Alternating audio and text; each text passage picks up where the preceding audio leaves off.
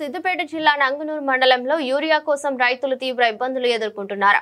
ఎరువుల కోసం ఉదయం నుంచే నంగునూరు పాలమాకుల ప్రాథమిక వ్యవసాయ సహకార సంఘం వద్ద బారులు తీరారు. పాలమాకుల ప్రాథమిక వ్యవసాయ సహకార సంఘం వద్ద కాసేపు తోపులాట జరిగింది. దీంతో యూరియా బస్తాల కోసం తమ స్థానాన్ని కోల్పోకుండా రైళ్లలో చెప్పులు ఉంచి వెళ్లే పరిస్థితి ఏర్పడిందని పలువురు రైతులు ఆవేదన వ్యక్తం చేశారు. పంటలకు అవసరమైన యూరియా సమయానికి అందకపోవడంతో గంటల తరబడి వేచి చూడాల్సి వస్తుందని ఆవేదన వ్యక్తం చేశారు. కొంతసేపు వాళ్ళు ఆపారు. మళ్ళీ ఇప్పుడు లైన్ ఇదొకటి రాసుడు, డబల్ రాసుడు, ఏం రాసుడు ఏమో లైన్ జరుగుతలేదు. మనిషికి రెండు ఇస్తాను అంటారు. ఇక మా లైన్ వరకు ఏమన్నా ఉంటే అయిపోతే ఇస్తారు. బంద్ చేసారు. సిల్లర్ లేవని సిల్లర్ గురించి అటు ఇటు సిల్లర్ చేసుకున్నాక ఈ లైన్ పన్నెండు అయిపోయి 1 గంట అయిపోయింది.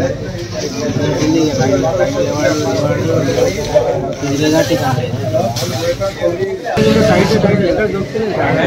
ప్రైవేట్ కంపెనీ అది 4 రోజులు కొన్నాడు, వారానికి కొన్నాడు వస్తుంది. టైం పెట్టుకోలేదు.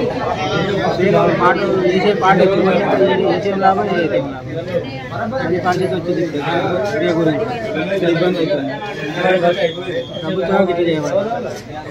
ఏం ఎవరైనా సహకరించుకోలేదు. లేరైతే వాళ్ళే ఇల్లు ఉంటారు. మళ్ళీ ఏం చేసేది మళ్ళీ రైతుల్లో ఇబ్బంది పెట్టడం తప్ప ఇంకోటి ఇక్కడ ఏం లేదు.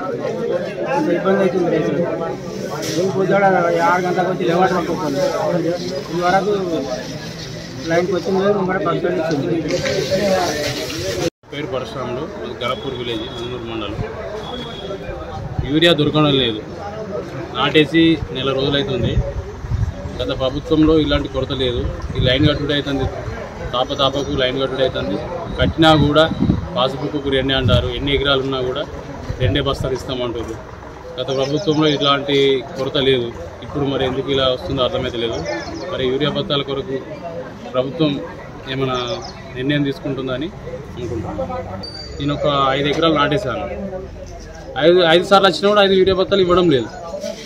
తాపకు జిరాక్సులు కావాలంటారు, ఓటీపీ కావాలంటారు. ఏమో అర్థమవ్వడం లేదు.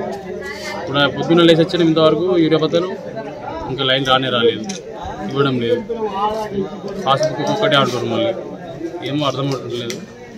ఏమన్నా పెట్టి మరి ప్రభుత్వం ఈ కొరతను తగ్గిస్తుందా, ఇలాగనే ఉంటుందా అని అనుకుంటున్నాను.